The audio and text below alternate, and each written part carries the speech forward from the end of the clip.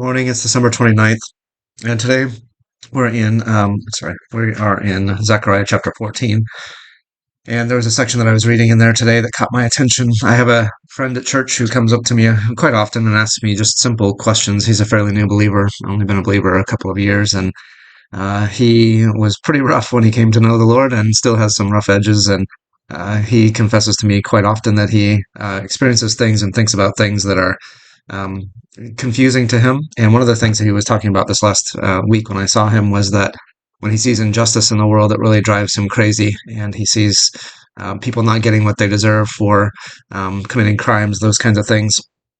And it just drives him crazy. He says, when is there going to be justice? And I said to him, it was just a brief conversation, but I said to him, injustice partially is to help us to yearn for that day when God will bring justice, that ultimately justice belongs to him, that we don't get to have a full sense of justice in this lifetime, but God will make all things right. And it says so here, even in this passage from Zechariah, and I was in verse 8 of chapter 14 just a few minutes ago. It said this: On that day, living water will flow out from Jerusalem, half of it to the east to the Dead Sea, and half of it west to the Mediterranean Sea, in a summer and in winter. He's talking about actually the Mount of Olives being split in half, and then water flowing out of Jerusalem, both directions, east and west. And I've been there and I've seen the lack of water that is to the east as you go down to the Dead Sea. There's the dry, barren land as you look to the east from Jerusalem, from the Mount of Olives in particular. And so I can picture that in my mind.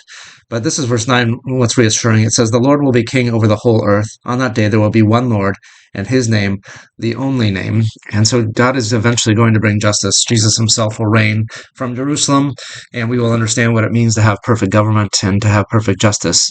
However, I think in those days there will still be those who are opposed to Jesus, and what we will see is that even given perfect circumstances in this world, the sinful heart of man still needs redemption.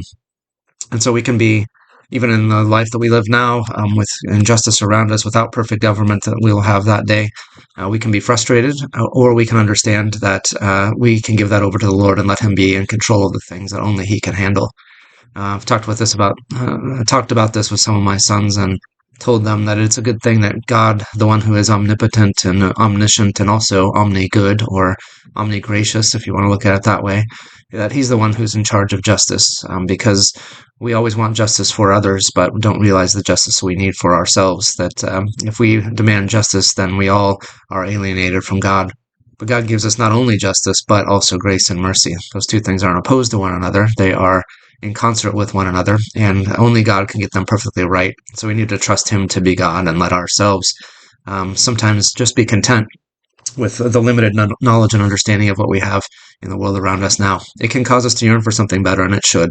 And so we should look forward to that day when there is ultimate justice.